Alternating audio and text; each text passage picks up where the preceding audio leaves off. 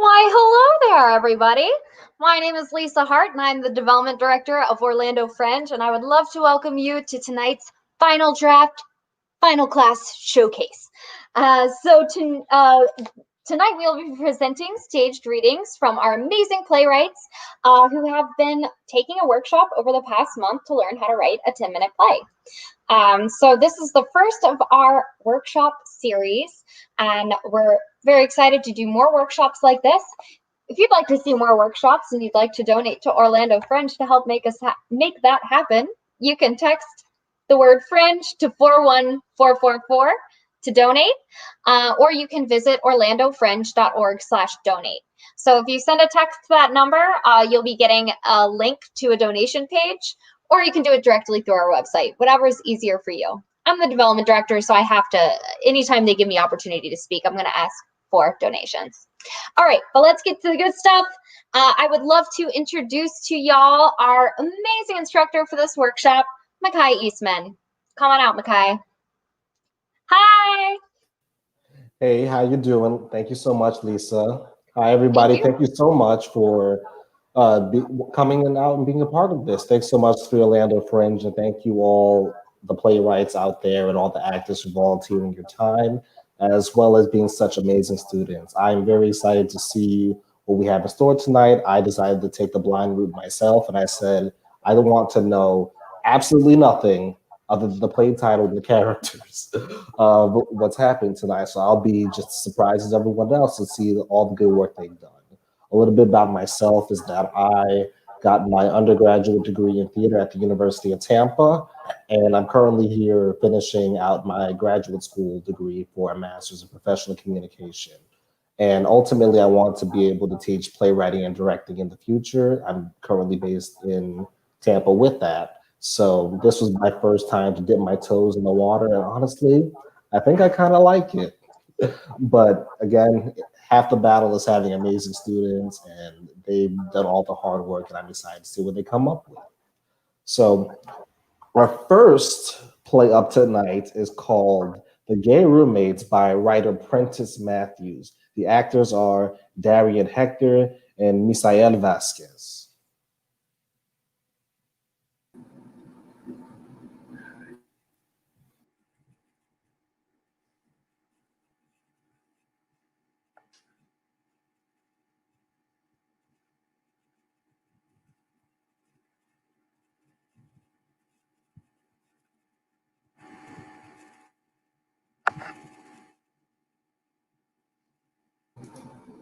You ready to see/judge my room?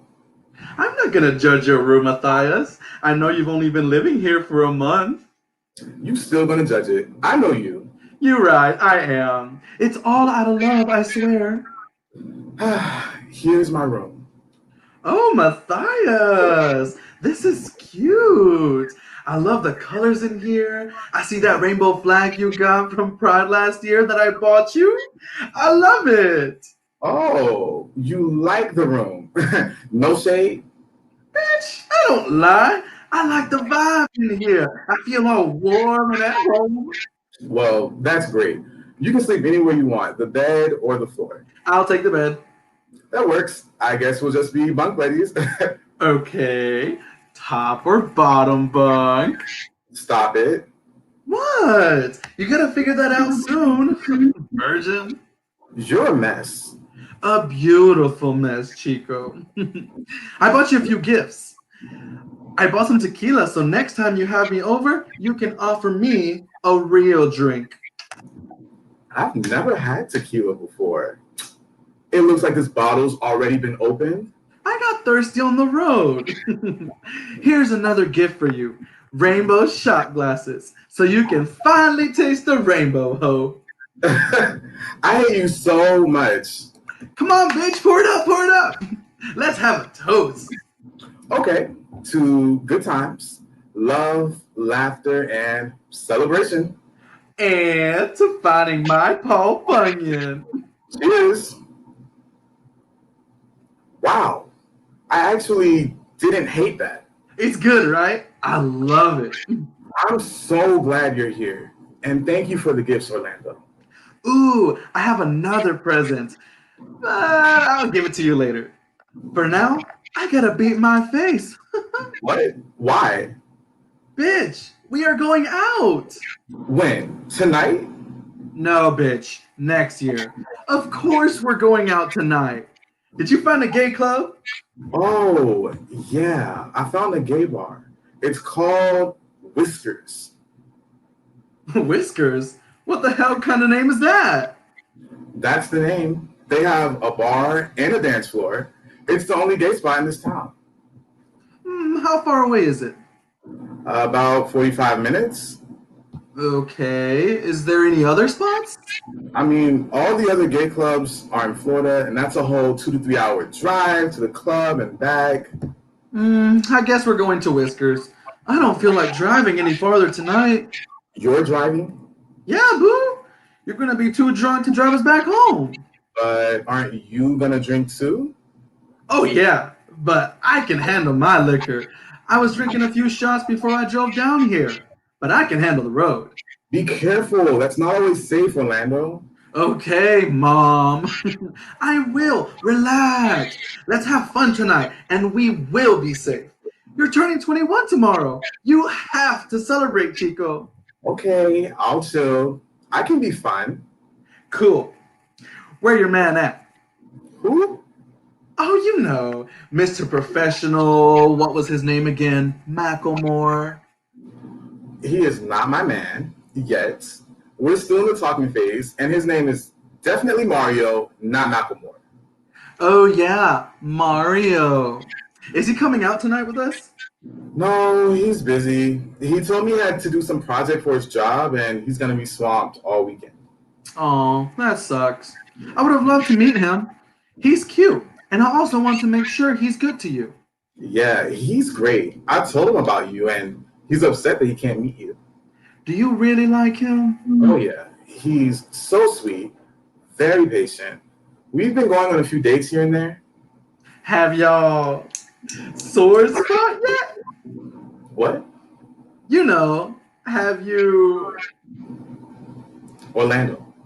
What the hell are you talking about? have y'all had sex yet? Damn, you acting real elementary right now, Matthias. Catch up, college baby. No, I'm still waiting. Is he cool with that? Oh, yeah. He tried to make a move once, but I told him I'm a virgin and I'm waiting, you know? He sounds like a gentleman. And you found him on Adam's apple? Yep. Damn, there are so many hoes in Atlanta. I still haven't found my Prince Charming yet. You'll find him. No, I'd rather date their daddies and have the whole king and queen situation happen. I'm sure you would. Yes, bow down, bitches. You're a hot ass mess. A beautiful hot ass mess, Chico. You like the look? Wow. You look like a Ken doll. I try to go for more of the boy Bratz doll look. You get what I'm saying? Giving you the whole androgyny feel. I like to highlight my features. Well, you look good. Want me to do you? No, that's all you. Have you ever tried it? No, I mean, it's a little too gay for me. What is with you gay boys afraid to look gay? I don't know, it's just, I don't want to draw so much attention to myself by being too effeminate. What's wrong with being effeminate? Nothing, it's just, well, we're already gay, and most of the people in society hate that. So why make it even worse by being effeminate too? You know, I don't understand why being effeminate is so wrong in the LGBT community. We have the right to express ourselves however we see fit. If you want to be a queen, be a queen. Wear makeup, wigs, dresses. It's your self-expression. If you identify with more masculine things, cool, be butch, be masculine. But let's not shame effeminate men for being who they are. Straight passing gays love to hate on effeminate gays. But let's not forget who was fighting for our rights at the Stonewall riots in June of 1969.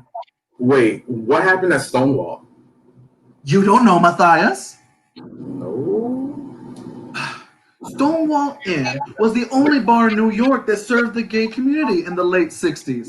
There was a time in American history when being gay, dressing like your unassigned gender, or even participating in social events with the other gays was illegal in the 50s and 60s. People were literally arrested for being themselves. Stonewall Inn wasn't glamorous at all. They had no running water, bad plumbing, and no fire exits. But it was a safe space for the LGBT community to fellowship and be free for a couple of hours. Be aware, this club catered to the most marginalized gays you can think of in the community, like drag queens, homeless teens, butch lesbians, and sex workers.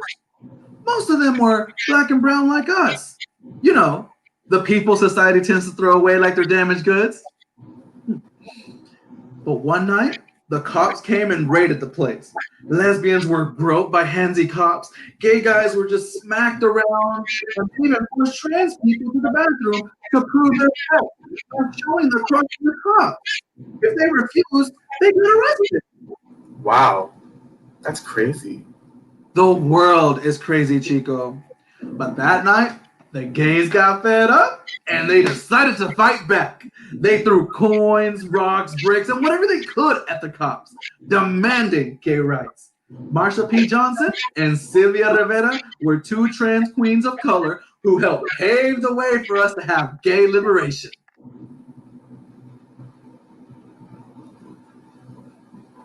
I see. I feel bad that I didn't know this. It's okay. Not many baby gays know about it. It bothers me, though, when people shame me for being effeminate. They call me extra and stuff like that. But we have to pay more respect to them femme queens and trans people of our community. They were the ones who had the balls to fight back and not conform to society's gender norms and repression. So have more respect and let me rock my look because I be slaying and my eyebrows are on fleek, bitch. Yes, they are on fleek. Hey, Orlando. What's up? You know I respect you. And yes, you can be extra sometimes, but I love you for you. Aw, I love you too, Matthias. Now, can I ask you a question? What? Do you like men? Really, Orlando? Why don't you answer my questions? Do you, Matthias, like men? Yes. Yes, what? Yes, I like men. Say it loud and proud, Chico.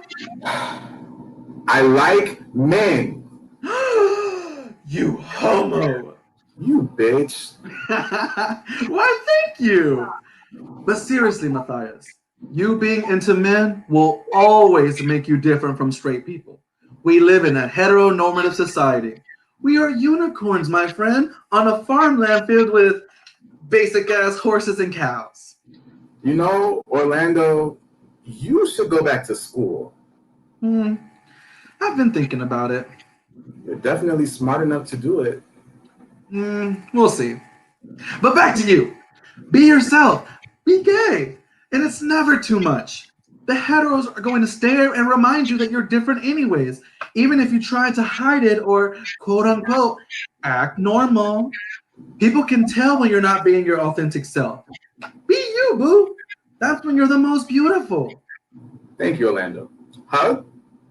All right. Enough of the hugging. Come on, let me put a little foundation on you and shape out those carpet rugs you call eyebrows. I feel like I can ride a magic carpet ride right off your forehead. I can show you the world. Let me beat your face a little bit. Orlando, stop. A whole new world, a whole new contour I can do for you. You look like a brand new hoe who's ready to go. Look, listen. If I let you shape my eyebrows and put just a little foundation on me, will you please stop singing? Let me contour your cheekbones too, and you got a deal. Fine, just don't take too long. We gotta go. It's free before 11 to get into the bar, and it's already 9:30 now. Oh, we got plenty of time. Relax. Okay, go ahead and get started. Yeah, I'm gonna make you look so sexy. Na, na, na, na, na, na. Da, da, da, da, da, da, da. Stop, man. Ooh! Ooh! Matthias, that was very trade of you.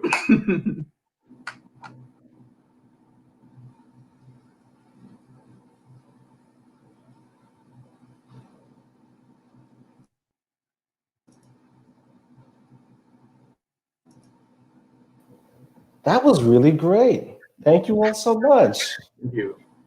Thank you. Can I have Prentice come back on for a second? Yes. Prentice, wonderful, wonderful work. I'm clapping for you, and I'm sure people are clapping from their homes. Thank you. So, how was that for you? It was nerve-wracking, but exciting. It's interesting putting my work out there and getting the feedback, and just it's weird. It's like giving birth and everyone in the world can see it. Like, hi, this is my child. I hope you like my child. She's cute. So that's how I feel, but it's exciting. Yeah, I totally agree. And that is the beauty of it all, in my opinion, is the fact that you get to go ahead and put your heart and soul onto a page, then into the words of somebody else's mouth, and then you just got to lay it all out there. It's one of the bravest things that we can do as artists, and I'm very proud of you. Absolutely. Thank you. What would you say your biggest takeaway from the workshop is? My biggest takeaway is just learning, making adjustments, and also following your heart, simply. I kept going back and forth on what I wanted to showcase, but I was like, I have a message in my art, so I just wanted to showcase that message because I like to blend multicultural perspectives with also LGBT work and history. So those are two of my favorite things to talk about in my regular life. So it's nice to put it into my art and showcase the message that I want the world to see, because we all matter. So that's where I come from. I totally agree. Thank you so much. I really appreciate it. That was fantastic. I loved every second. Thank you. Thank you so much. Yes. All righty. So we're going to put you back into the room. And the next show that we have up is by Elaine Person. It's entitled Misperception. Her actors are Rose Ingrid Benjamin, Brian Morgan, and Laura Zirbulis. I hope I said that right. But Elaine, thank you so much. I'm very excited to see what you came up with.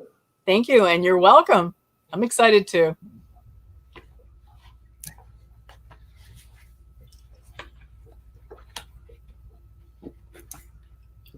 Do we have someone reading the stage directions? Yeah, who's reading stage directions? Lisa is. Okay. Here I am. Hi. Misperception, a short play by Elaine Person. Cecily trips on a welcome mat on the way to the front door of a restaurant/coffee shop. She stops and look at her shoe. I've been meaning to get this shoe repaired and have the loose heel glued back on, but I have no time. I'm too busy. Cecily enters the venue. She looks around for her date, Harold, and doesn't see him. Cecily sits at a table, takes out a book, and reads.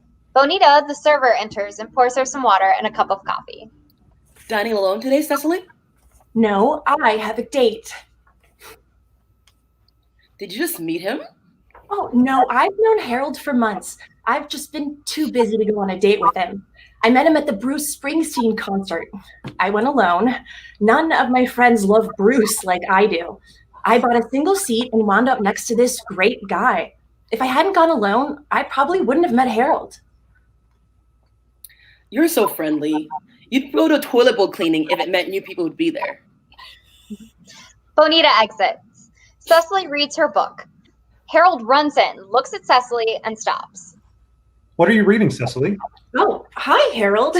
It's a book on how to date men. That includes you. It says to date as many men as possible until you're really sure, even if it means dating a different man every day. Oh, am I your first experiment? No, I've dated before, but in this part of my life, I want to have a real relationship, a committed one, an honest one.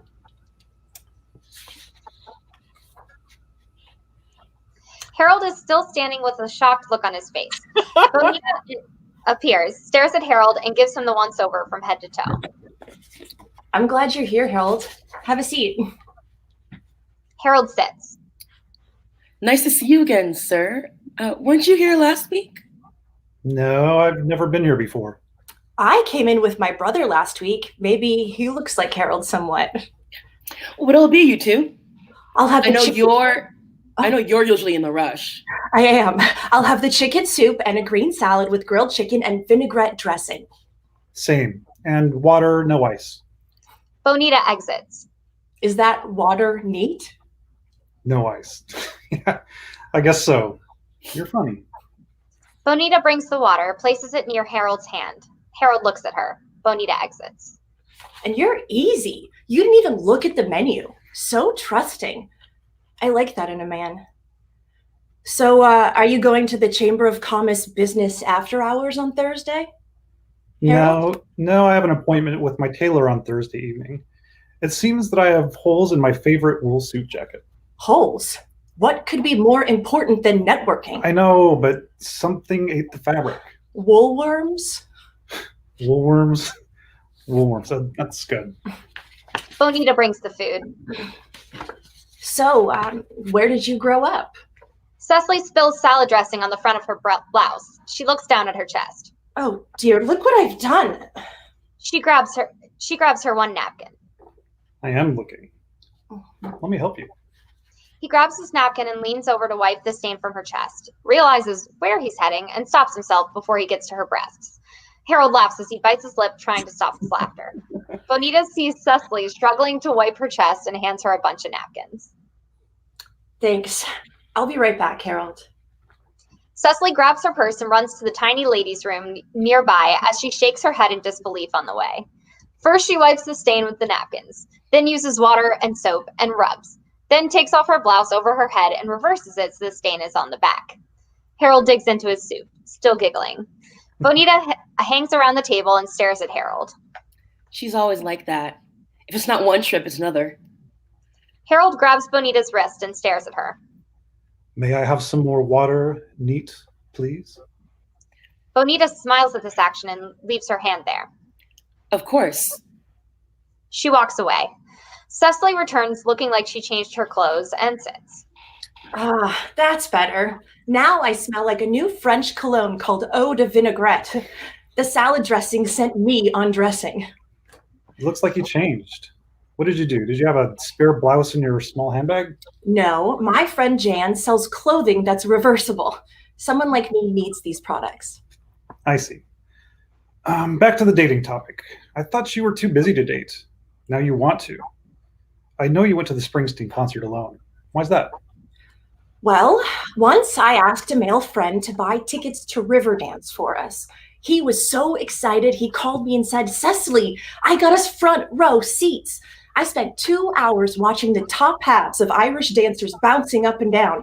I never saw their feet choreography until years later on TV. From then on, I thought it wise to buy my own tickets. So the Lord of the Dance himself looked like a jumping bean on a pogo stick. It wasn't funny after waiting my whole life to see them, though. Then I wanted to see Hall & Oates. My guy at the time forgot to buy tickets. They were sold out in 20 minutes. The day of the concert, I went downtown to the Bob Car and paced for hours until a woman walked up to an usher and asked, "Where can I turn this ticket in? My friend can't make it tonight." "Turn it into me," I yelled, and paid face value. Granted, they were up high seats, but in is in. What a show. Again, if I hadn't gone by myself, I wouldn't have gotten in. Bonita drops off the water. Thank you, dear. Harold high-fives Bonita. Cecily looks on, aghast. Bonita exits. She's a cute girl, isn't she? Yes, she is, but why are we having this conversation? You changed your hair since I saw you last. It looks great. And I like your eyes, Cecily. Your eyes are like cat's eyes, reflecting light out of them. I have had some surgery, Harold. I have implants on both sides.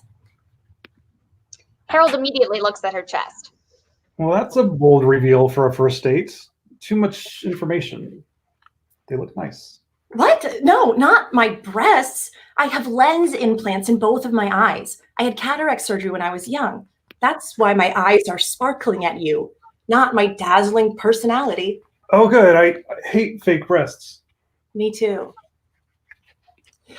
So did my ex. I miss him. But even after we broke up, I felt like I stood next to a beggar. If I stood next to a beggar at the end of the interstate off-ramp and held a sign that read, "I need a date for Saturday night," people would continue to throw money into his hat, and I'd still stand there alone and dateless. Whoa. And you're so lovely. What did you do then? I joined the Chamber of Commerce. Now I just work harder and don't think about him. I went to a concert once with a woman who'd invited me to hear an orchestra play. When we got there, I asked her who the conductor was. She said, "He's the man with the white tuxedo jacket on." I had to read the program to get his name. Do you need anything? Yes, I need to know your name. It's Bonita. May I call you Bonbon?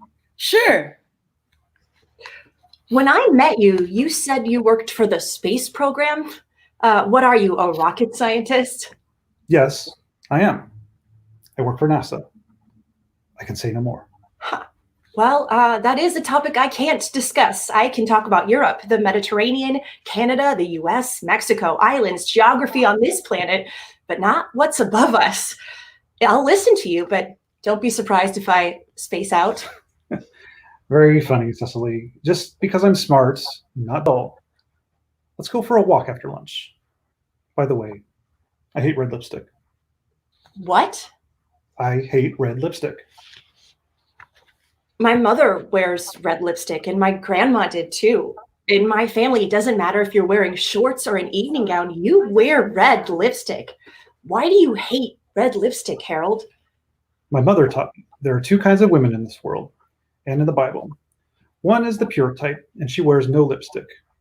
One is the prostitute, and she wears red lipstick. This book says not to discuss politics or religion on a first date, but lipstick color? I should add no lipstick color discussion on a first date to the list of taboos? No way. I'll have you know, red. Hundreds of years ago, queens made red lipstick from berries and wax and wore it. Red. The women of the United States Marine wore red lipstick during World War II to match the piping on their hats. Red. And Kana, my favorite local singer, wore red lipstick on her last tour, and the color sold millions of tubes. If only those Marine women had heard this comment, they'd line you up and shoot you until you dripped red. I am not a prostitute, Harold. I am a woman who likes to emphasize her luscious and sexy lips. Well, emphasize them some other way. Like how? I don't know. Smile a lot. Whiten your teeth. Wear neutral colored lipstick. I have to get back to the office. Okay. You can go back to work. I'll stay and pay. That's nice of you. Thanks for meeting with me. The pleasure is all mine. I like this place. Cecily stands up and exits. She walks out of the door of the restaurant and talks to herself. I hope his odd behavior stemmed from first date jitters. She pauses and puts on her red lipstick, then continues on her way. Bonbon, let me pay you for your kind service today. I have this for you. He pushes the check and money toward Bonita, and he pulls his business card out to give to her. I'll let you with pleasure. Give it to me. Bonita winks at Harold, grabs the check, business card, and cash, and places the money at the register. Harold takes Bonita's hand and kisses the back of it. Please, call me. Call you? My shift's over. Let's get out of here. She takes his hand and puffs out her chest as they exit. End of play. Yay! Wonderful, wonderful work, Elaine. Thank Of you. course. So, Thank you. so, it was interesting because you are primarily a writer. So how was this experience of this workshop being able to be folded into your previous experience writing helped you in that regard? It's helped me, but in the sense that I use a lot of description short stories, and this play is based on characters that I've written, and the stories have been published. So moving them into a play form. So I would take a long prose piece and pull out different segments. So this doesn't all run at once in a short story or novel. What I would do is take out, oh, I like this piece about standing at the end of the off-ramp and they'd still send money to the beggar while I'm still dateless, or about red lipstick. And also, I have to be honest, this is also drawn on my life experiences, which you taught me to write what you know.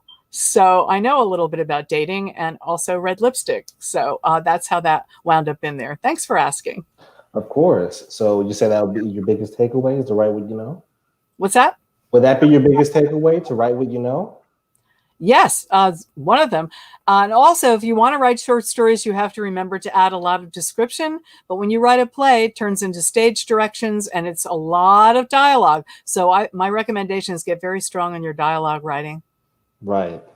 All right. Well, that sounds absolutely wonderful. And Elaine, truly, thank you so much. It was wonderful. You laughed, you cried. There's a big twist at the end. I love bonbons. Personally, strawberry bonbons are my favorite. But yes, so thank you so much. I really appreciate it. Thank you. I love writing humor because what the world needs right now is a little more humor. Amen to that. Thank you. Thank you.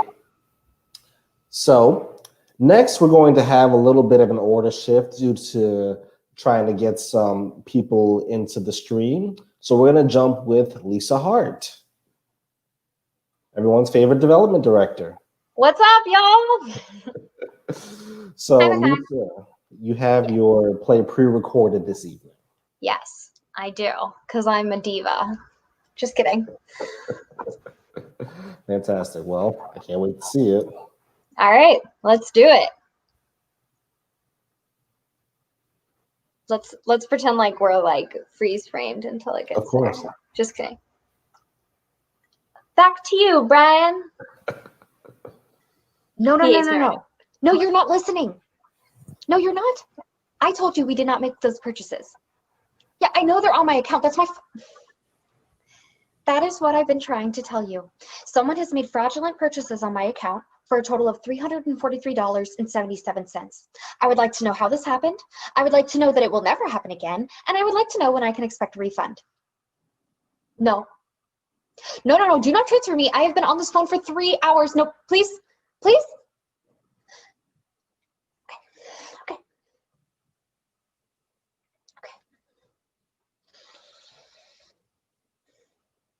Fraud. No, why would I say frog? Operator. Human being. You know what? Fine.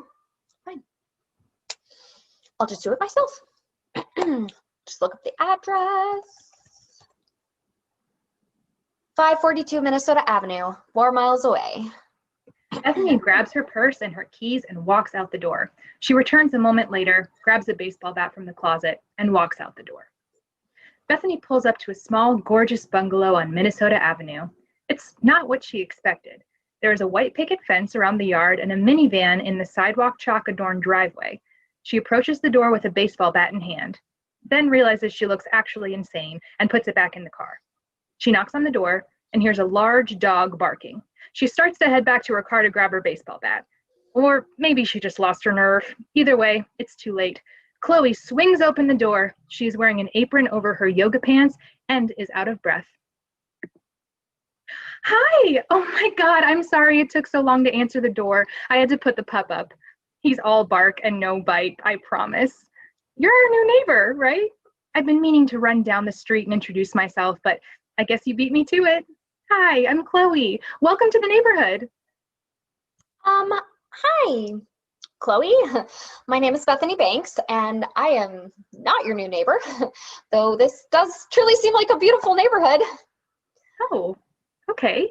Well, how can I help you, Bethany Banks? Well, yeah, okay, so, there were fraudulent charges on my Amazon account for a total of $343.77, and the items were shipped to your address, so I'm here to get some answers, which I'm realizing now is crazy. Oh my goodness, that's horrible. I'm so sorry to hear that. Did you try calling customer service? Yes, they were useless. And grossly underpaid. Well, is there anyone else on your account? No, just me and my boyfriend, and I'm pretty sure he wasn't buying bikes for the kids we don't have. Do you have kids? Yes, 2 boys, twins. Look, I'm so sorry about your Amazon account, and I do not mean to be rude, but what is it I can do to help you? I don't know. I just, Hey, it's okay. Look, I know this is weird, but do you want to come inside? The boys are at soccer practice, my husband's working late, and I was just about to have a glass of wine. You look like you could use some wine. yeah, okay, I could use some wine.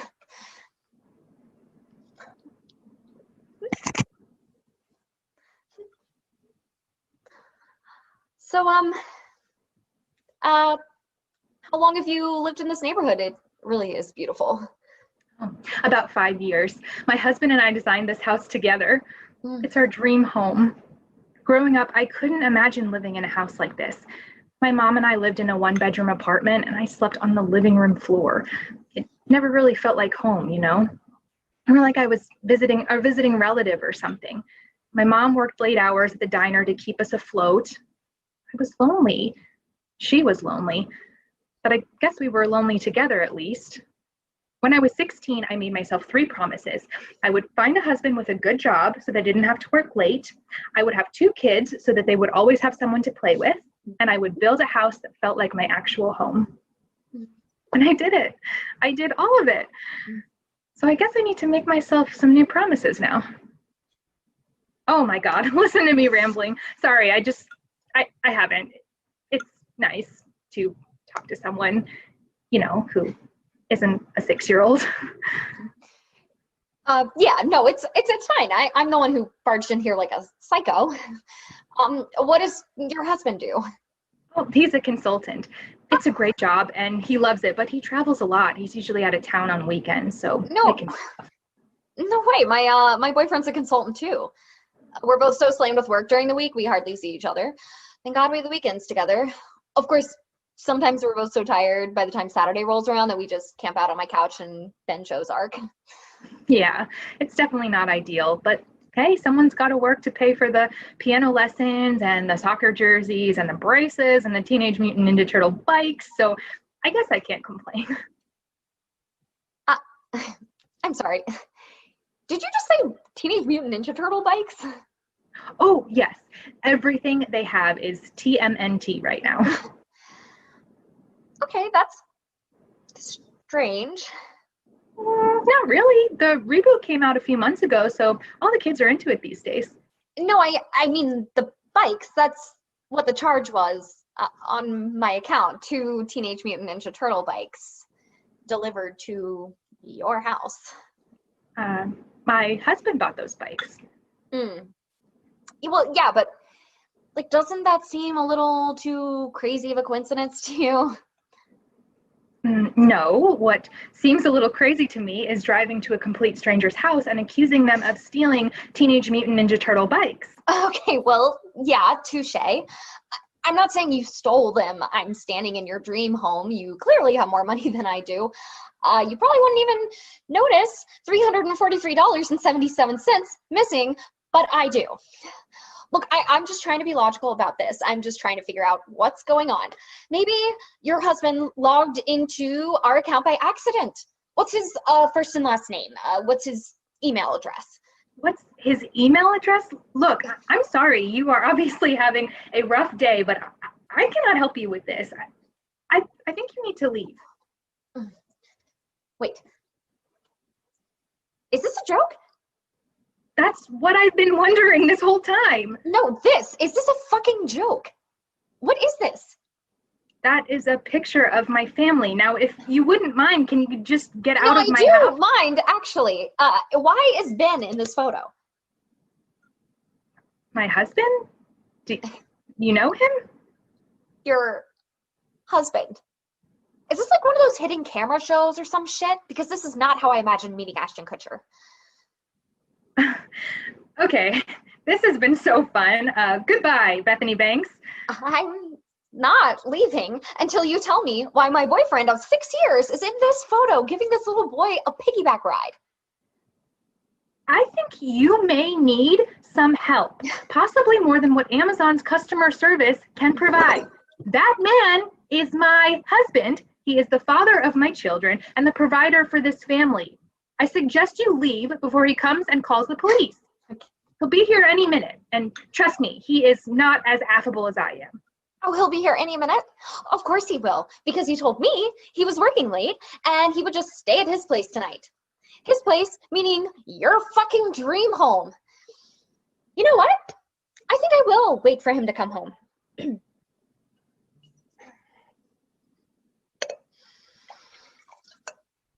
You want some? Sure. End of play. That was wonderful. Thank you so much. Thanks, Mykai. Of course. It kind of focused a lot on the realism side of it because I felt like it was a very strong flow. It was very tight. This is your first shot at it, right? Oh, for sure. Yeah, it was fantastic. Thank you so much. Thank you. What would you say? How did that whole experience feel for you? At least, even you were acting in it, you basically directed and wrote it as well. It was really fun and super hard. Although I do a lot of writing at work, it's all grant writing and donation appeals. So writing something fictional was super hard. But your class was super helpful. There were a lot of things we talked about in class, like adding in anecdotes that really helped me differentiate the characters, which was my biggest struggle, is writing 2 different characters, which is why I only had 2 instead of more. But yeah, it was fun, and it was fun to be in it, I guess, because that was fun. Of course. So what would you say your biggest takeaway was? My biggest takeaway, I think, is that I guess in order to write a play, you have to write a play, which sounds stupid, but I think it's what's always held me back from writing anything is not having deadlines or a reason to write. So this class was a really great experience to just force myself to sit down and do something. Well, thank you so much, and I hope you write more. Thank you. Of course, it was a pleasure. Right. That was Lisa Hart once again, and her play was Return to Sender. Actors Lisa Hart and Melissa Landy. So thank you all so much. Next, we have, checking my notes, Ed Anthony.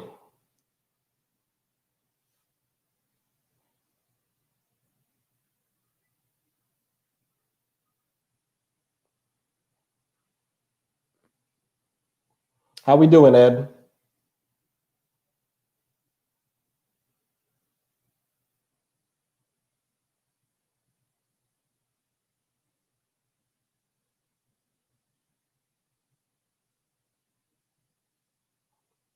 So Ed Anthony wrote the play Larry, Laura, and Rhonda and Ralph. There you are. How you doing, Ed? Hi, am I here? Yes, you are. Okay, I don't see me. Okay. All right. Well, it's been fun to try to cook this thing up. That's right. Well, thank you so much. Well, as I said, your play is called Larry and Laura and Rhonda and Ralph, and I'm very excited to see it. Your casting is very enthused, so I can't wait to see what you all have worked on. You said you had a reading of this previously? Yes, PRT did a reading, and I've tweaked it a bunch since then. Katie is reprising her role as Laura, and she was wonderful on Sunday. And I think I've streamlined it a little bit and might be down to 10 minutes. We'll find out. All right, I can't wait to see it. The actors are Brett Carson, Katie Williams, Kate Ortiz, and Chris Seckinger.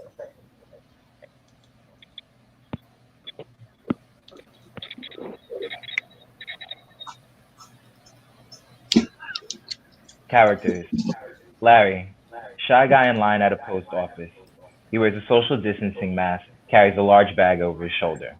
Laura represents Larry's feminine aspect, a ventriloquist dummy to be played by a human who will stand by Larry with his hand at her back. She will make no arm gestures by herself. She will wear a clear face shield. Rhonda, a woman in the next line to the side of the post office 6 feet away. She wears a mask that has the letters IDIC on it. She also carries a large bag. Ralph, Rhonda's masculine aspect, a male ventriloquist dummy, played by a human. He also has a clear face shield, has Rhonda's hand at his back, and makes no arm gestures by himself. Larry enters, masked for the pandemic to stand 3 feet stage left of center stage, and faces downstage looking to the spot 6 feet in front of him, which represents a post office counter. Speaks into the bag. I know you want me to take you out of the bag. Laura enters and stands behind Larry. When Laura speaks, Larry looks into the bag. His mouth may move with her voice as a bad ventriloquist, though we don't see it much behind the mask. Larry, let me out of the bag. I don't know, Laura. Well, you needed my encouragement just to get out to get stamps. Let me out. I don't think I need... I promised I'd be here for you. You'll feel less alone and more balanced when we're together. But what will people... Well, I can wing it. What's the use of me being an imaginary friend if I can't help out? We care about each other. Let me have some fun and feel free with you. I don't know if I'd call this fun. Well, it will be when you let me out of the bag. Come on, Larry. Well, I am still pretty anxious out in the world. And you want my company. You want to feel more alive. You've helped me a lot. We're a team. Okay, out you come. Larry reaches into his bag and pulls out a clear face shield as Laura crosses to Larry. Larry puts the clear face shield from his bag onto Laura, and he puts his hand onto her back where it will remain throughout. Laura's arms will hang loosely at her sides. Thanks for letting me out of the bag, Larry. Sure, Laura. You're right. I feel better with you out here. You're right a lot. Rhonda enters with her bag to stand stage right of them by 6 feet. Her protective mask reads IDIC. Told ya. Now we'll get your stamps and help save the post office. Oh, I love that mask you're wearing. Star Trek, right? Right. Infinite diversity and infinite combinations. It's Vulcan. Thought so. Live long and prosper. Larry, hold my hand up. Larry raises Laura's hand, forming her fingers into the Vulcan greeting gesture. Returns the salute.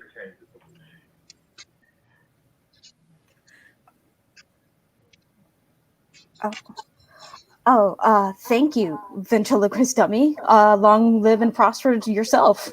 Thank you. Now, how do I get a mask like that? This one's homemade. Well, very nice. I'm Laura, by the way. This is Larry. He's needed me lately to be able to talk to me, and because I'm a girl, he actually admits that he is a helpless male sometimes. Laura? How about that? Honestly, I like it.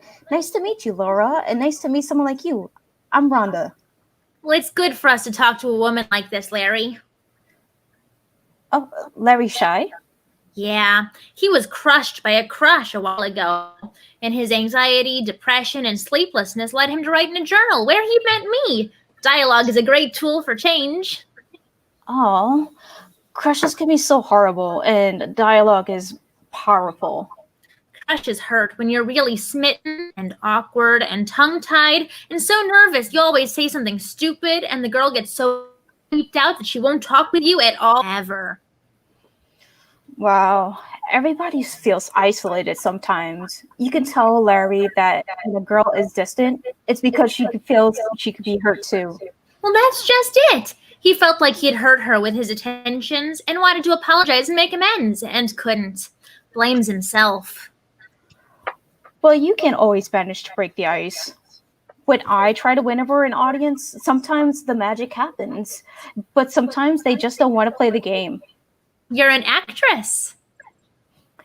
I play to an empty house or two. Well, that takes courage. There are times when not playing a role is harder, but even performing as yourself is always worth it. Well, I'm trying to get Larry to realize that. Whenever he puts words in his mouth, he learns about himself, though, and about the part of himself that is like us girls. I grow from every part I play.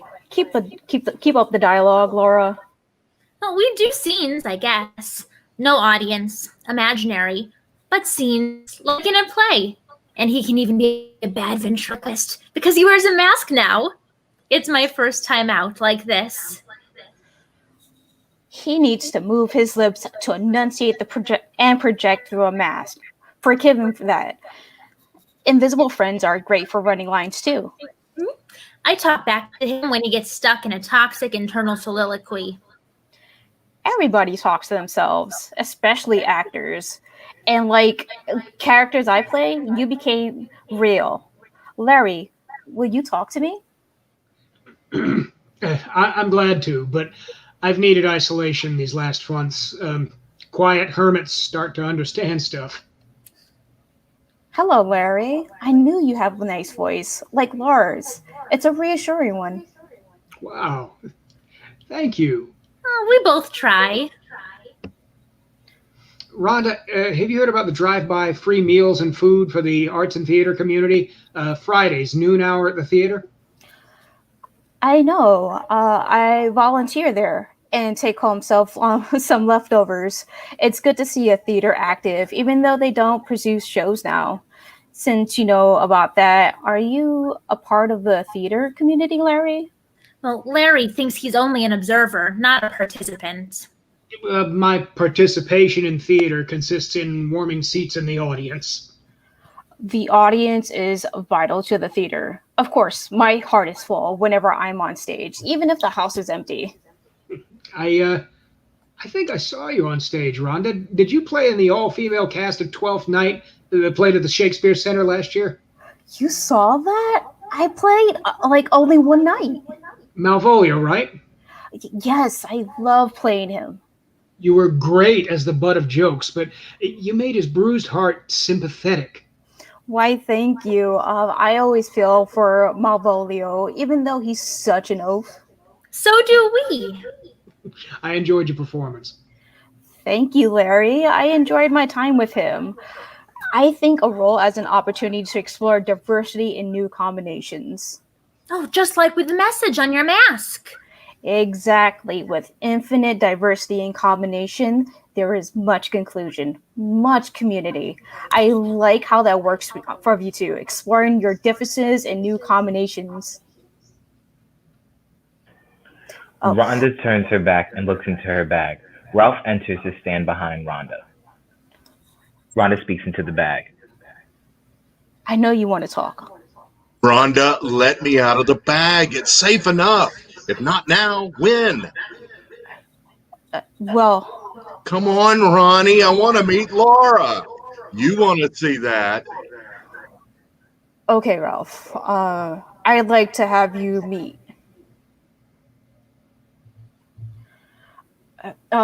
Larry, Laura, I have a confession to make.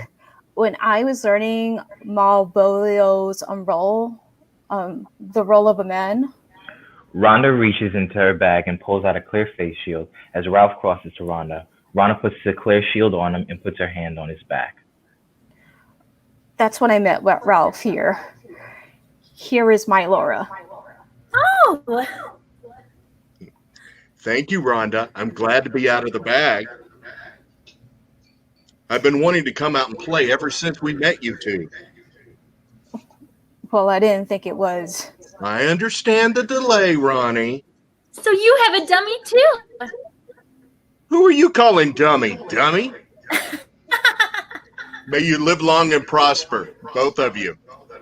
Oh, Rhonda lifts Ralph's hand to the more Vulcan salute. combinations. More inclusion, more community. Hey, Larry, your counter's ready for you. Go buy stamps. Thanks, Ralphie. Thank you, Ralph. I'll get a diversity and combination of them. Larry and Laura go downstage to the counter and freeze. They seem nice. I can sort of identify with them, too. Sort of refreshing. At least he's not too full of himself like some guys. He's like you in that way. Maybe we could help him with his fashion sus, though. Especially for her. Very true, that. Well, Ralph, I think this is one of the wonderful random experiences that we've been seeking. Yep, I agree. Yep, I'm glad we met them. I'm glad we met them as us, not just you. She's helped him like I helped you. I love your help and friendship, Ralph. You know that. You're a good friend yourself. Ah, here they come. Back from the counter. Larry and Laura come back upstage to where they were before. It's been nice to meet you too. Yes, Pull the card out of his Laura pocket. wanted me to give you my card. Well, it's not just me, Larry. You know you want to as well. Yes, it's your turn at the counter. Go on. I'll be right back. I'm just getting stamps too. Rhonda and Ralph go forward to their counter and freeze. Now, stay put, Larry. Don't fold out of here. Stay and give her your card. If she wants it. Well, give her a chance. If she doesn't take it, it'll be okay. I like them. They don't think it's weird for you to talk with me like this. It feels good, all right. Thanks for getting me out into the world, and I'm glad I let you out of the bag. Oh, it freed us both a little. Oh, they're coming already. Oh, that was really quick. Rhonda and Ralph step back to where they were before. I told you it'll be quick. Thanks for waiting. I do want your card, Larry. Here's one of mine. They exchange cards. Each card is placed on the palm of a dummy, and the dummy's arm is raised and extended towards the other person who picks it up. Yeah, Larry, after the pandemic, we can have a weird double date. Sounds good, as long as the ladies agree. So far. So good. And Larry, just to be clear, I've got dibs on dating Laura. Understood, Ralph. And I want to get to know Rhonda. I hope that's okay. I think the ladies will do a lot of the talking, though. Yep. Thanks for the card, Rhonda. And now I won't need to find my program from 12th night to see who you are. And you'd wonder if she'd think you were spying on her, stalking her, just because you wanted to know about her. There's that. I'm always glad to meet a friend, Larry. I don't feel stalked. I don't know when we'll meet again, but I hope we communicate before that, okay? I hope so. And now we've got stamps. We might even try the mail. Oh, I hope we'll be socially distanced friends for now. We won't be seeing you too closely, too much, or too soon. That's just as well. Especially nice meeting you, Laura. Likewise, Ralphie. We're almost like family. I'm impressed. He doesn't even let me call him Ralphie. Distance friends, farewell for now. Distance need not destroy important interaction. I'm glad you said that, Larry. I'll stay in touch if you do. We'll keep in touch, but be contact-free. Yay! Contact-free closeness. I love it. Oh, and new friends, we'd better get out of here before someone calls the loony bin. Agreed. They exchange goodbyes, at least once, as they exit, keeping social distance. End of play.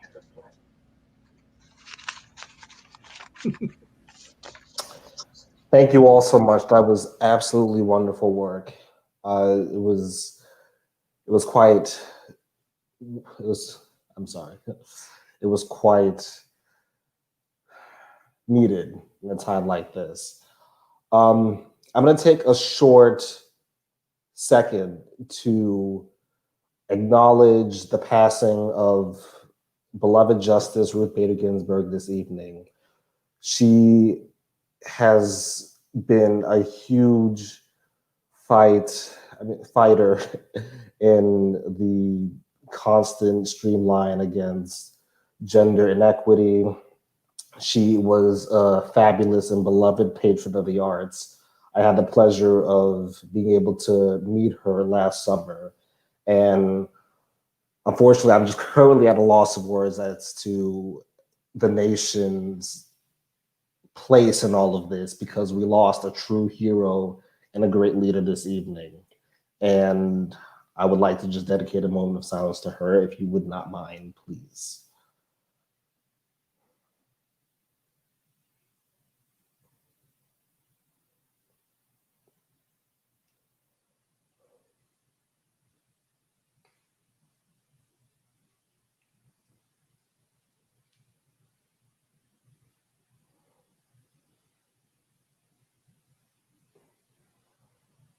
Thank you. And the whole reason for this workshop is because I wanted to work with a bunch of people who wanted to be able to elevate their voices for what they believed in. And Justice Bader Ginsburg was truly the epitome of using your voice in order to change the world for the better. She will be missed, and we as artists, we're going to have to keep pressing on and picking up right where she left off. So thank you for that. With that said, our next writer is Jonathan Burton. Hey, what's up? Hey, Jonathan, it's a pleasure to have you. Thank you, thank you. Your play is titled The Little Ways You Love Me. Yeah. And you're reading the stage directions once again. Thank you very much for taking that role of the last couple of shows. And the actors are Gabrielle Durr and Marcus Williams.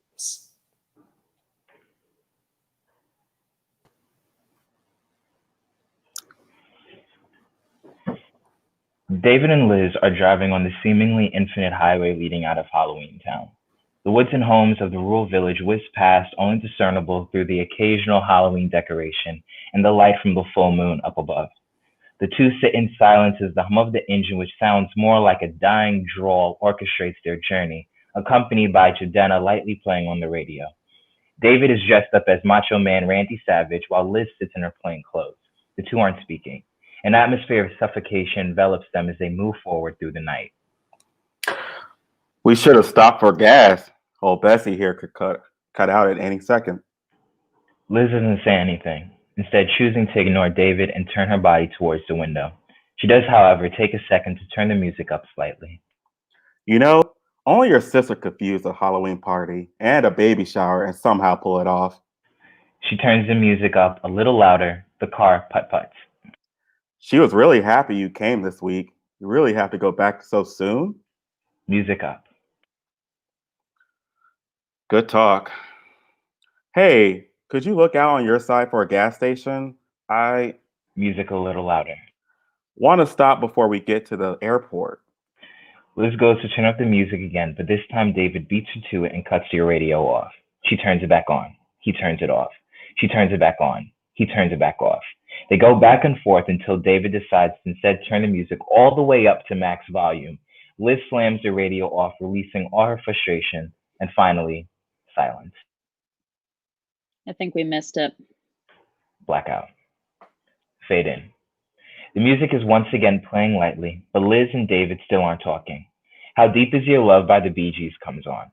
David starts to lightly sing. The soft voice of one you haven't seen in ages melts the tension a bit, just enough for David to get into the song a bit more than he would if he were around a stranger. As he goes for the high note and his voice cracks, Liz encages a slight smile. It's minuscule, but enough for David to feel its presence. You remember when we did this song in the 7th grade talent show? We fucking love Saturday Night Fever. It was 8th grade. Oh, she speaks. I hated that movie, but you insisted we watch it every time I came over. I'm such a disco diva. Still am. I can tell. Your voice still cracks the same. It was good to see you again, even if it was just long enough to play dress up. Well, at least for one of us. Quit the Prince Charming act. I'm still pissed. You can never stay mad at me for very long. Even after 10 years, I can't imagine much has changed. You'd be surprised. David pauses, looking at Liz, taking her in as long as he can for the first time in a long time, and possibly the last time ever. He takes heed to commit everything to memory, her hair a little shorter than the last time he saw her, posture a little more solid, even her voice carried the weight of 10 more years under their belt. In this moment, observing her, he sees a reflection of himself and the time they've spent growing apart. I'm sorry. About? Where should I begin? Well, let's check the list. You punched my ex-fiance in the face at my sister's baby shower in front of what must have been the entire town during my first time home in 10 years. All while dressed like Macho Man Randy Savage. So you tell me, where should we begin? Oh, brother. When you put it like that, I guess I've got some splaining to do. Liz turns away once again, ignoring David. He notices that she's holding herself as if to reserve heat. David turns up the heat a tiny bit. Liz turns up the music only so slightly, then turns away once again. David stares ahead, watching the black road glide ahead. I never told you this, but 10 years ago, when you ran off the altar, I wish I went with you. You were always the one with the big dreams about opening your own restaurants and being bigger than the Wolfgang Puck or whatever British fucks you see on TV. This town was too small for you, and you knew it from the moment you were born. I knew it since we first met. And I think anybody who's ever had the chance to be around you can see that you are infinite. But that shit comes at a cost, and I don't think people like how easily you paid it. I think everybody at that wedding wanted to run away with you. We all probably still do, but we didn't. Some of us bear it, the regret, others not so much. If you thought that shit Will said to you tonight was bad, you should hear some of the other rumors people spread about you when you left. I won't even get into it, but tonight, when Will came over, I was just filled with this rage. Maybe it was that regret. Maybe it was some toxic bullshit. Maybe it was the fact that he such a stupid face, and I don't know. Maybe it was the fact that he has such a stupid face, and I don't know what you ever saw in that guy, but fuck it. I just had to punch him. I know, you hate that shit. How long have you been preparing that one? A while now. I put it in my back pocket just in case you let me monologue it up real quick. Oh, God, you could have been so much cooler. Wasted potential. And yet, you're still here. Anyways, English teachers are the new cool women. Women love the glasses. Liz looks and maybe lingers a second too long before turning away and looking back out the window. If I cared about what people here thought, I'd be on my 4th kid in a shitty marriage and a mild alcoholic. You also would have been here for your mother's funeral. The silence lasts forever.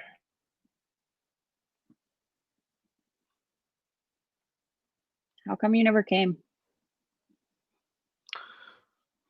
The same reason you never called. The two sit in the silence.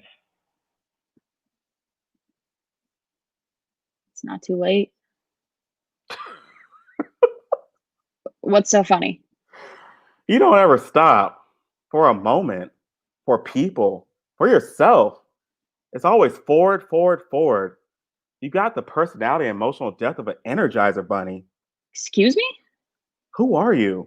Nobody hears from you for 10 years outside of the occasional postcard, and you just waltz in like nothing ever happened? You devastated your family, devastated me. Your sister may have forgiven you for now, but I was there when your mom passed. She was like the mother to me, and you were just gone. You may not realize this, but there were pieces to pick back up. Then you come waltzing in like nothing ever happened. Part of me wishes you stayed away. The car putt-putts to a halt, but the two are so wrapped up in their fight they don't even notice. You're not the only one who had to pick up pieces. I left my whole family behind. My whole world. You. For what? A chance for something bigger than here? I had to go for it. On that altar, I realized it was now or never. I took my chance. I wish you left with me. But I looked to my left and my right, and nobody was there. You made your peace. I made mine. I couldn't come back unless I made something of myself. And by that time, it was too late. So why bother? I hate the fact that I wasn't here, but that's life. You move forward. I move forward. Because if I stop even for a second, I might lose it all. Then why come back now? When I got the postcard from Savannah, my heart stopped. It was like this weird moment where it finally hit me how much time had passed, and I thought about everything I'd left behind. And I had to stop and consider whether I was really moving forward or just running away.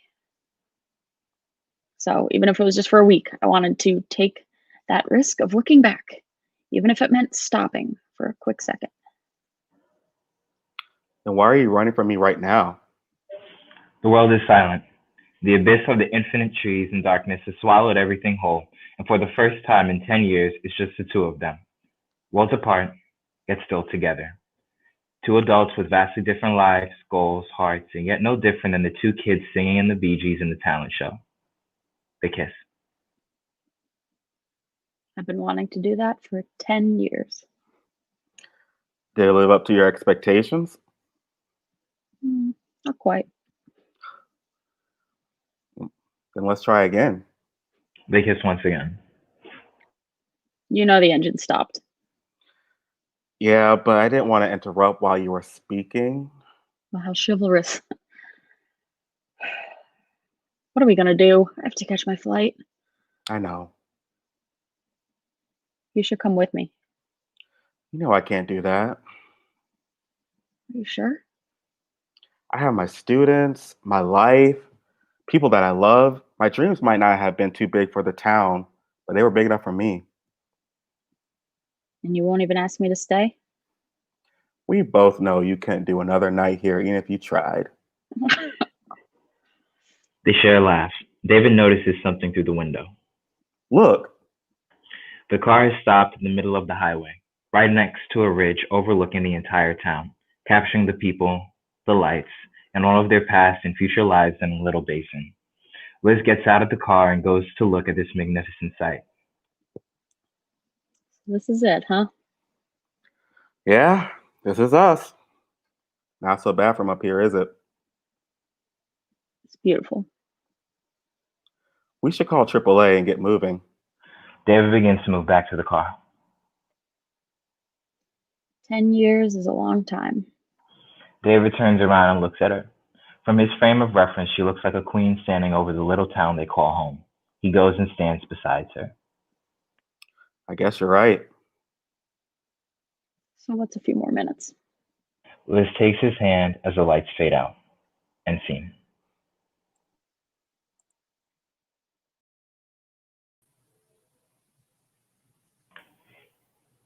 That was wonderful, Jonathan. Thank you. Thank you. Of course. It was very tight, and I could definitely see the whole arc, and I really appreciate the hard work you put into it. Thank you. I appreciate that. Yeah. So, how was your process like in crafting this? So I had ideas of things that were just floating through my head, and when I wrote it, we were getting kind of close to October, so my mind was in Halloween. I had this image of like, imagine a baby shower that was also a Halloween party. And then I was also thinking about like aspects of love and whatnot, and how, especially in COVID, it's like, whether it's falling in love or just loving someone who's a family member, a friend, there's that distance, but also that closeness. So what happens when people come together and through time and space, they're so far apart and now they're in a car? What happens there? So that was just the idea, the themes I was trying to work with. So yeah. Wonderful. Thank you very much.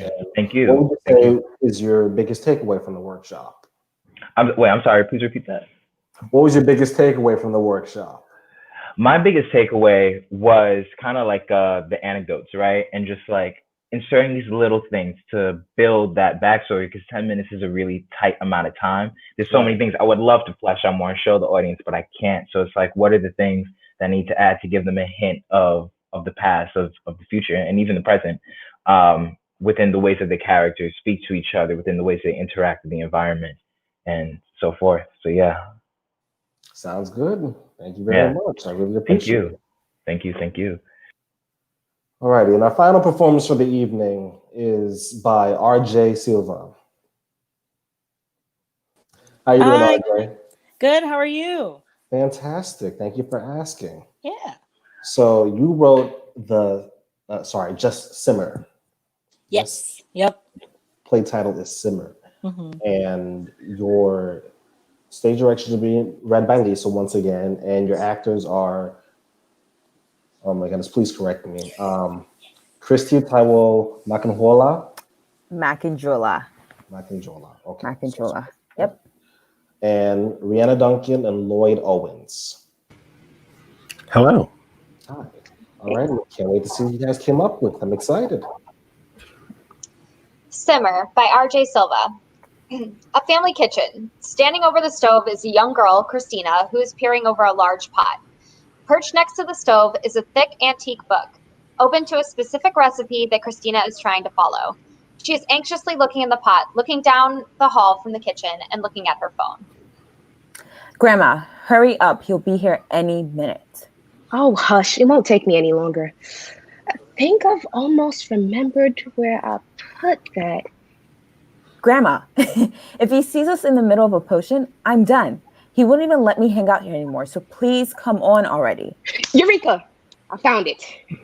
An older woman, Arabella, emerges. She's holding a small pouch of herbs. All right. You remember what this is? Who cares? Just give it to me already. Christina. Manners. Sorry. I don't want him to catch us.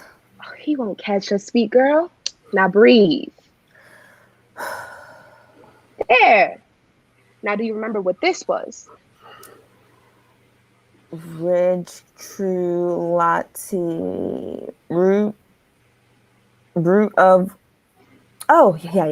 of elderberry. That's right, my brilliant girl. Arabella stands next to Christina and opens the pouch. She hands it to her granddaughter, who pulls a very thin strand of plant root and holds it above the pot. Don't forget now. Right. Christina slowly stirs the pot. 1, 2, 3. On the third stir, she drops the root. The pot effervesces. Whoa. Oh God, is this supposed to smell like that? Sometimes. But now it's time for the secret ingredient. What? Patience. We have to wait until it's ready. Then you'll know if you've done it correctly. Well, if Dad sees me even standing in the same room as you, he's going to have a fit. I hate this. Why can't we just, poof and we'd know if it's good or not?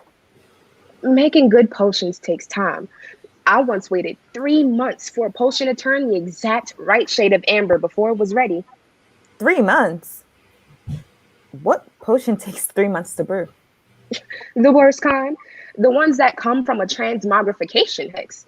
I had to de-iguana someone, and the potion needed to be just right to cut a spell that deep. Well, how long does this take? I mean, this is just a simple healing potion, right?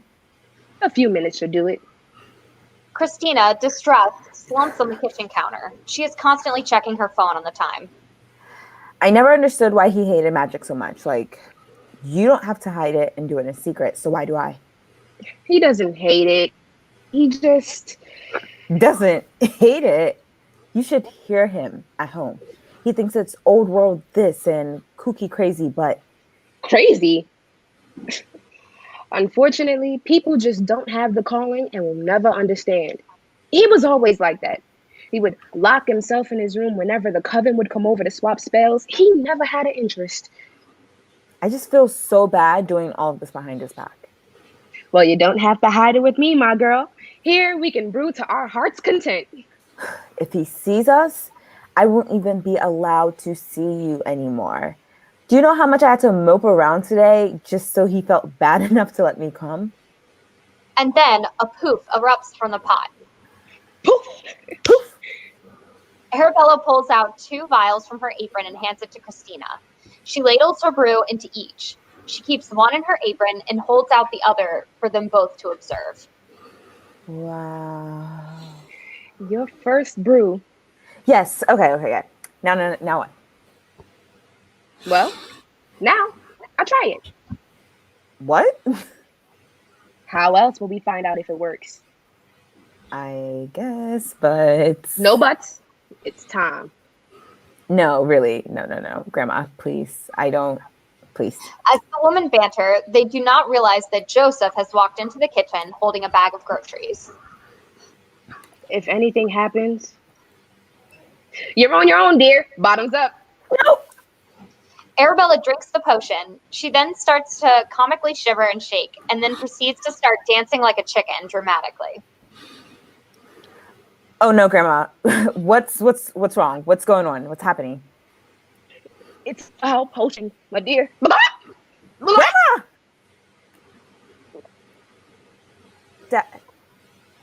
Joseph breaks the silence and walks in, completely unbothered. Christina freaks out. Dad, I promise, I'm sorry. I didn't know. Mom, cut it out. Arabella starts laughing heartily while Joseph helps put his mom's groceries away. Look at me, my dear. Arabella shows her forearm. You're glowing. That's regeneration, my dear. You have just created your first healing potion. Soup. A healing pot of soup. Looks and smells so good, Grandma. Christina, will you kiss your grandmother goodbye so we can go home? Really, Joe? It was just a little something harmless. Harmless. Really, Dad? I was just watching. I'll see you in the car. Christina, distraught, kisses her grandmother goodbye. As she walks to leave the room, she turns around. No. No. No. That's my girl. Stay out of this, Mom. What do you mean, no? I mean, no, I don't want to.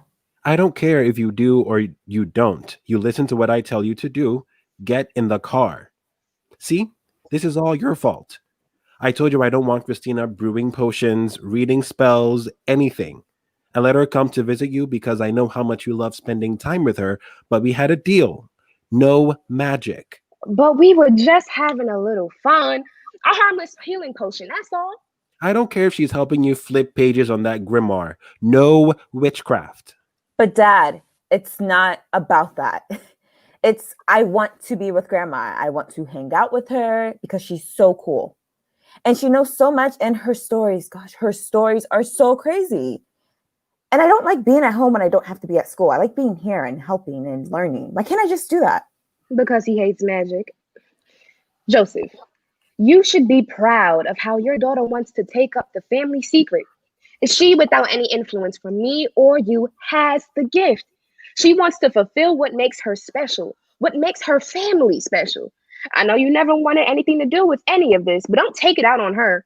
A young girl like her simmering with so much promise and power. Why would you stop that? I just don't want her involved in all of this mess. Mess? You call your family heritage a mess?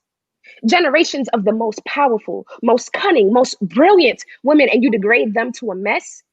You degrade me to a mess? Because you're not listening to me. I've given you direct instructions not to cloud her with magic. Hello. Still here. I can speak for myself. Grandma's not clouding me with magic. She's just sharing what she loves, which you never let me ask about or get curious about because you keep pushing her away from me. I don't mean to do it, Christina. I think you and your grandmother should have a relationship. But it should still be under these terms. I am your father, and I won't have it unless she follows my directions. And who are you to give me directions, Joseph? I am your mother. And whatever you are holding back against me, don't take it out on her. She's brimming with potential, don't you see? I know. It was the iguana heads, wasn't it? What? You were the iguana? Oh my goodness. I thought she was kidding. I didn't think it was real. I told you I would get you back to your human form, didn't I? That damn hag just made that hex so hard to crack. Enough, Mother. I've had enough therapy to erase that from my memory. Thank you very much. And no, it's not the iguana. Then what is it, Joseph? Why do you hate me? I don't hate you. Oh, then you hate me. What? I mean, you wouldn't keep someone away from what they really want to do unless you hate them, right? Exactly. This is unbelievable. Fine. If you two have ganged up on me so hard, I might as well tell you. Mother, I've waited long enough, and I've tried to sidestep it or ignore it, but it's just, it's come to this moment. Oh, would you tell me already? You said magic wasn't meant for boys. What?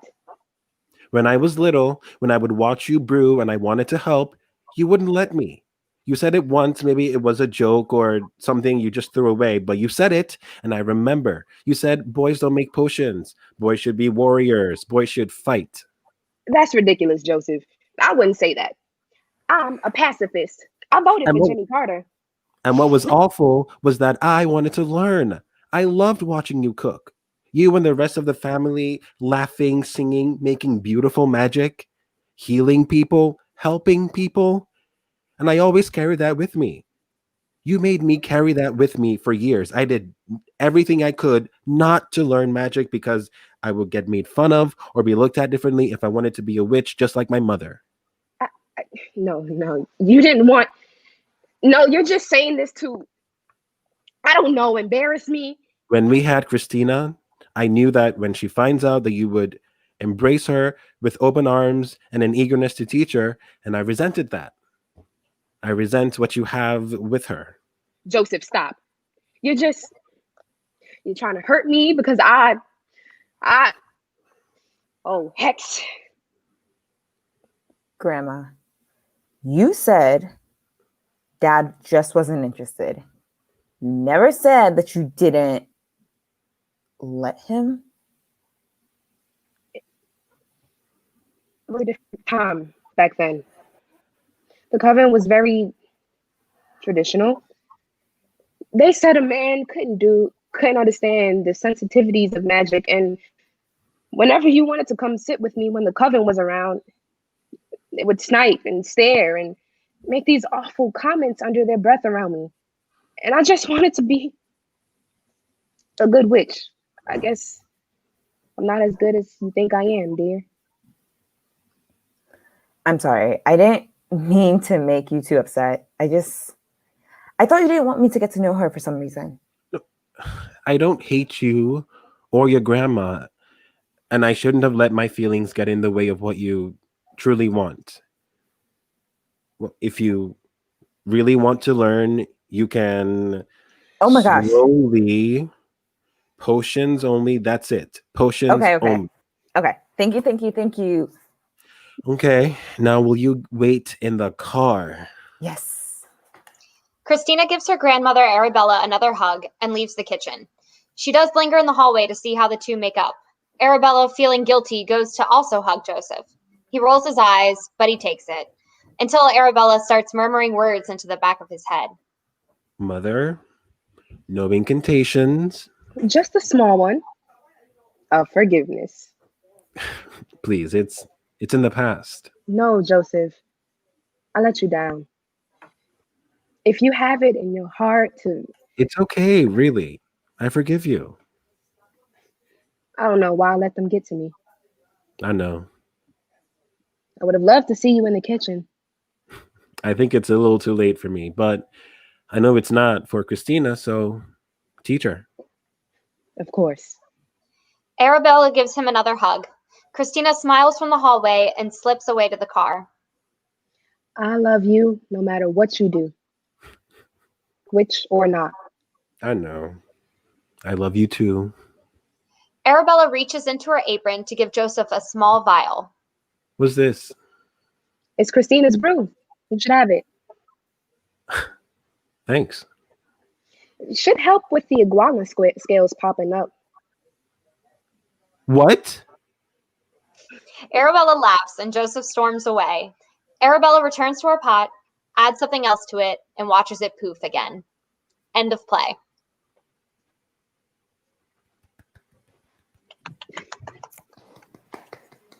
Yes! That was magical. Thank you so much. Yeah. Very wonderful. So how was that for you? It was good. It was fun. It was fun to write something. It really was. I even got emotional a little bit at the end just hearing it, just because it was just the surreal experience of listening to what you write be put in words, being said. So that was a really awesome moment. There's nothing like it, huh? Yeah. So what would you say your biggest takeaway from the whole workshop was?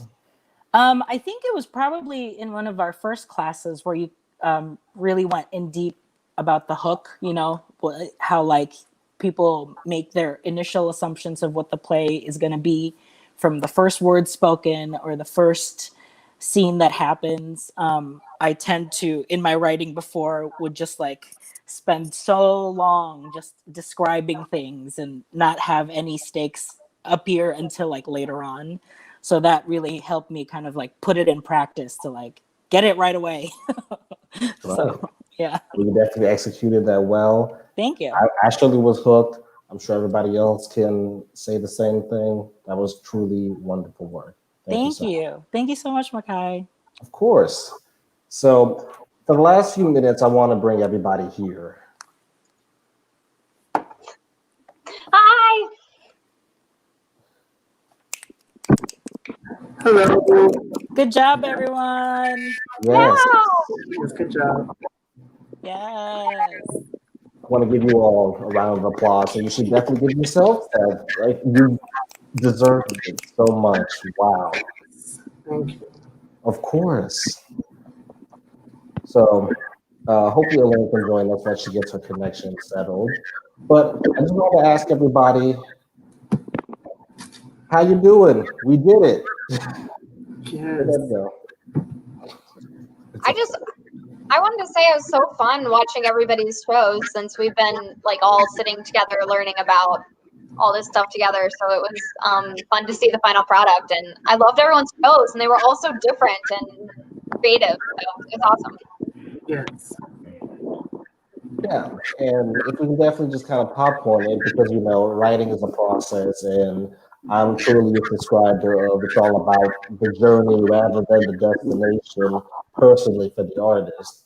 So you just kind of, like I said, just jump in, chime in with how you feel. But how was this process for you, like the class and what you learned, how you're able to apply that in the overall finished product?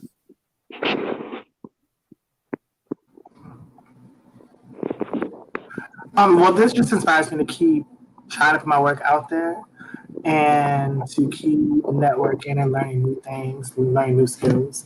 Yeah, so it just inspires me to keep on these live streams. So yeah. I loved having a deadline. That was awesome. Because I feel like I've been telling myself I'm gonna do it. I'll write something over and over again, and having a deadline of you gotta do it by this date was awesome. It finally lit a fire under me. Right. It's also really nice to have people read your work. So I really like that this workshop ended with this. Yeah, totally. It really does. It changes the whole, even when we had rehearsal for the first time yesterday, it already enlightened me of oh, that made so much sense in my head, but hearing it is just completely different. Like tips for next time. So of course. So we have a couple of questions from the Facebook chat. That's what I'm seeing on my little phone here, because whatever's in the comments are coming up here. But we have a question from our resident Lindsay, out of the group, who is a brand new writer. I mean, playwright. Yeah, for sure. Yeah, playwright. Lisa, couldn't tell. I really couldn't. Thank you. You did very well. I'm very happy about that. And so everybody else has written before, so it was a good chance to stretch your legs, especially in the time of the coronavirus. Yeah, totally. Yeah. This one's from Marcus, and he says, so, ... who will be entering for the Fringe lottery this year? Yes. The play lottery, what exactly is that? What'd you say? What is the play lottery? No, the Fringe lottery. Oh, sorry. Fringe lottery. What is the Fringe lottery? So to be a part of the Fringe Festival, you apply to a lottery and to produce a show. So Prentice, get your name in there to do your show for the Fringe Festival. Okay. Applications are open October 1st, she said confidently. Okay. Yes. Thank you, Lindsay. She says confident. Yes. Lindsay says she'll email you, Prentice. Thank you so much. There it is. Yes. Oh, okay, Apply below. Yeah. Thanks, Brian. So another question is, other than deadlines, what was the most challenging part about putting together the dialogue? Go ahead. No. Amplify voices. Go ahead. I was just gonna say, I feel like that all at first when I wrote it, it just all sounded like me talking the whole time, like to myself and different. It's just writing in different characters' voices. I felt like was the most difficult, and trying to find people that. And this was advice from Mykai and one of your workshops was like thinking of basing your characters more on people you know, and that helped. I'm glad. Yeah, I would say writing different voices, different ages too. Like I mean, I kind of went broad strokes with like the older character talking like an older character, like a more kind of like fantastical, and then the dad who's like the now is talking just like everyone else. So, but yeah, that was really hard. I had to go back and forth about a lot of just to make sure that their voices sounded correct or appropriate. Fantastic. Yes, and for me, I did more editing because I feel like I have a tendency to over-explain things. Like the cow jumped up to the moon. The cow is an animal. So I'm like, you don't say all that. So for me, trimming to get to the point of what I'm trying to say was really helpful for me. So yeah, and coming up with the dialogue was fun because I feel like I hear these voices in my head. I'm not crazy, I promise. But like I hear the people talking. I'm like, oh, so that part was fun. But just learning how to dial it back and really get to the heart of what you're trying to say was very important for my piece. I felt that it's a nice challenge trying to find that balance between this is the theme I want to address, and this is how people speak, and taking all of the ideas and making them more subtle. So it's like people don't have to say "I love you," but maybe it's just like a touch on the shoulder. Like finding those sort of moments and whatnot is definitely a challenge. But it's also like the most fun because once you're done, everything is so much better. So, yeah. Can you hear me? Yes. Yes. Oh my gosh. I don't know where my face went, but I was having webcam challenges anyway. So I felt like because I come from writing long description and prose, it was just chopping things down that I had to learn.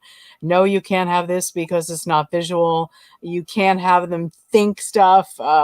Just learning to make it so direct. And you're right about writing different age groups and dialogue. And I loved it. I love the process. I think I want to do it some more now. And Mykai, thank you so much for helping with that. And I feel like anybody who learns to do this is going to be a sharper writer in other aspects too. I could probably write short stories from plays and vice versa. So writing is writing, you know what I mean? Mm-hmm. I absolutely agree. And I thank you for being able to pick that up. You know, it only makes you that much stronger of a writer to be able to go ahead and take the other strengths of different media and put it into your writing as a playwright, or even vice versa. Right. That's a little preview into my master's thesis. And I do want to say, Lisa was so worried, and you were so terrific. So I really enjoyed that. Mhm. Thank you. It's scary. Thank you for your encouragement. It was a great class of encouraging people. So that helps. Yeah. All of you guys are awesome. Absolutely. All right, so we'll take a couple more questions. One is from Sydney, and she asked, what did everyone think their favorite parts of your play was? She loved them all.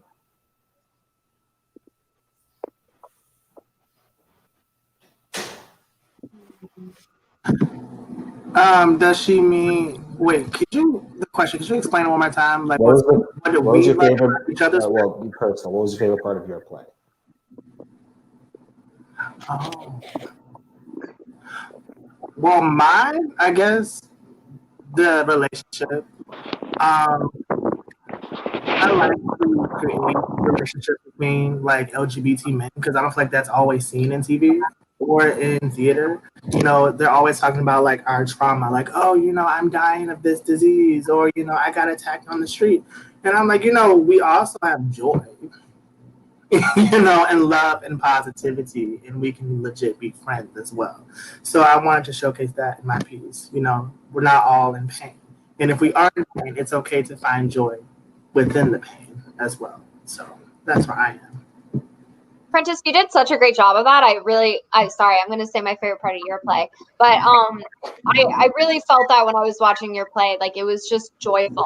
Like I really wanted to be, I wanted Orlando to be my friend. It was really beautiful. Thank you so much.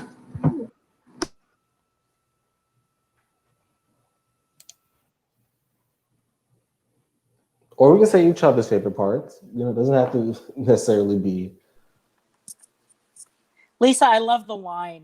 The use of props is such a great. Thank you all. Have you know that wine is like very old, and I was drinking it, and I was like, ooh, it was like cough syrup. No. I think everyone like had a really good. I think everyone's moments of like when it's just two people connecting was really good. Like on mine, I really liked at the end, like it was just the dad and the mom, like finally after everything's finally like, you know, revealed, they're just having a moment of like, I still love you. And I think like everyone had really good moments that are like that was just so like compelling and like so genuine. Go us. Good job, us. Yes, absolutely. There was a lot of the word is verisimilitude and true to life. There was a lot of that in it. Totally, Even yeah. in the fantastical portion of the evening, it felt really good to see. And we'll do one more question from Lindsay once more. And she asked, what was it like with a tight turnaround with people you may not have ever met with or worked with before?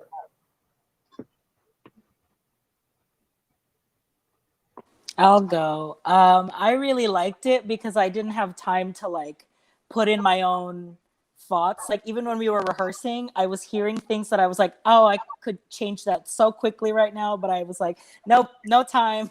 Like just keep going. It's fine. I think that kind of helped like being in pressure a little bit, just because I think when we have to do something creative, we always want to keep creating over and over again. And you're never going to find it perfect, but you just have to like find a place that like, this feels like it has to like, this is it. Like, let it be done and then move on. So I actually really liked that kind of like added pressure.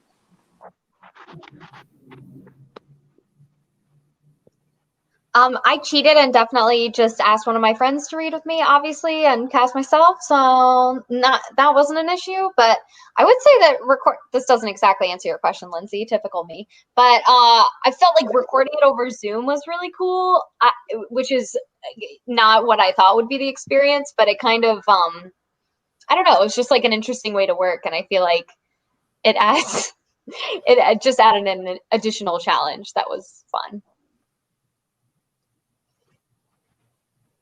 Fantastic. Any last minute thoughts from anybody else?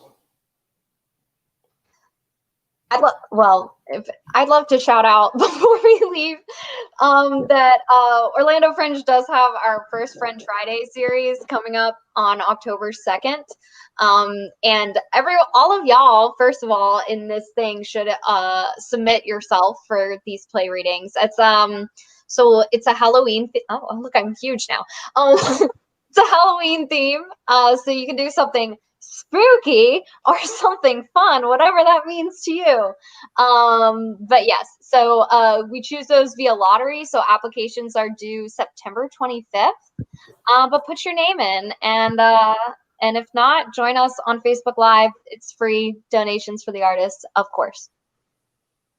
That's all I got. Thank you so much. Can't wait to see it. Thank you very much, Lisa, and also a huge shout out to Brian for being the person behind the curtain and putting this all together.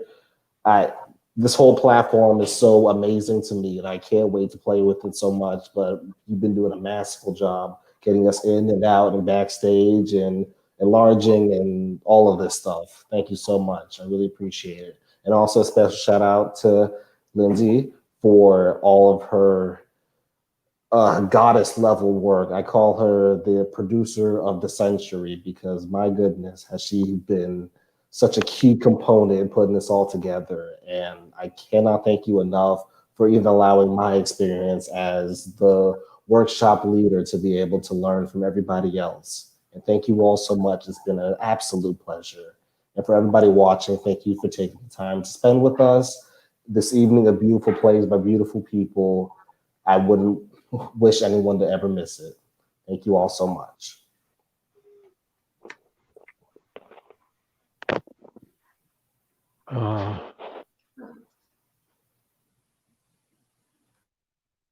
She will be missed.